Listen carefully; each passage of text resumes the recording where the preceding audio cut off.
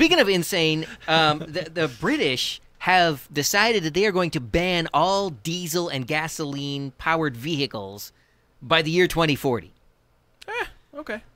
I expect to be in a flying car by then anyway. I don't want to see the day when there are flying cars. A Jetson-style jetpack. You know, it's bad enough that I got to worry about somebody crashing through my house while driving, down the street. Now I'll have to worry about them coming in from the ceiling because they're flying overhead. Well, they're actually going to get everybody out of vehicles anyway. Well, I think that there's two paths that are going to converge. Yeah, that's that whole, what is that, zero something or other? Well, they're already doing it, and like they just installed a bunch of those rentable bicycles for Metro in Pasadena. They have installed a ton of those stands out there. So they basically want you to walk, go get this bike, ride it to the bus, go where you're going, leave the bike there. Does anybody else see the irony in this, that somehow they are pushing transportation of the past as transportation of the future?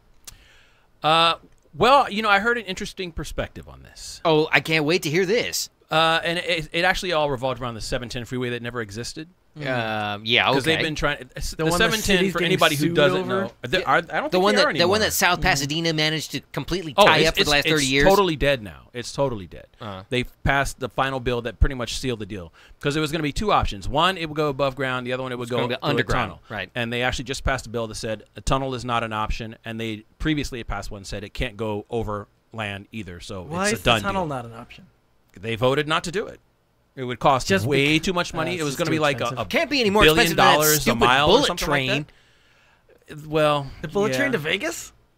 No, yeah, not that bullet train. No, the one that's supposed to that run one will north pay through for California. itself. But yeah, exactly. Anyway, so go ahead. The Mexicans are going to build it. Right after they get through building that wall. It's going to go straight to the Trump casino. Right after they get through building that wall, they're going to work on that bullet train. Yeah.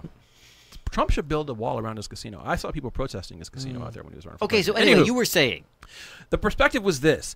Roads were designed back in the day for new cars like the 110 freeway. That first stretch before it hits downtown, it's all super windy. Yeah, top speeds of like 40 miles per hour. Right, exactly. Cars that were barely like 10 horsepower. And they were saying that transportation for years, all transportation planning, particularly with freeways, because originally California was going to have freeways like every 5-6 miles apart or something like that. It's just going to be this huge grid of freeways, network of freeways. Yeah. And they basically couldn't afford it, so they didn't do it. They just decimated the communities that couldn't afford to block it, and the communities that could, it didn't hurt.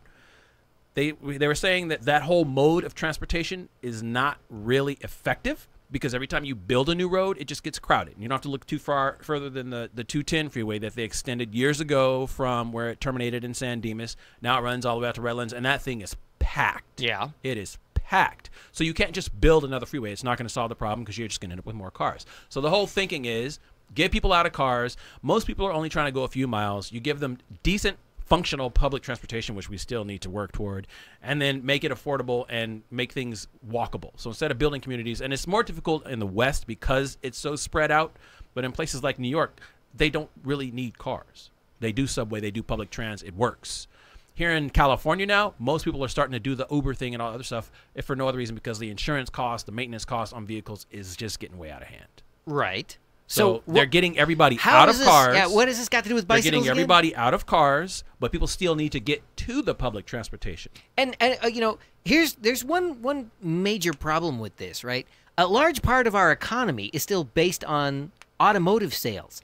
If you do away with the car, you're going to decimate the economy. I don't think a large part of the economy is based on auto sales. You don't think that the automobile drives a large portion of this economy? No. Between gasoline sales, that hole is going to fill itself. Here's what's going to happen when the government no longer can tax me on registration for my car. But they're already doing tax me for purchasing fuel for my car, and then tax me for using the roads. They're already doing it. They're taxing you for health care. So they're no longer taxing you on products. Now all the taxes are migrating to services.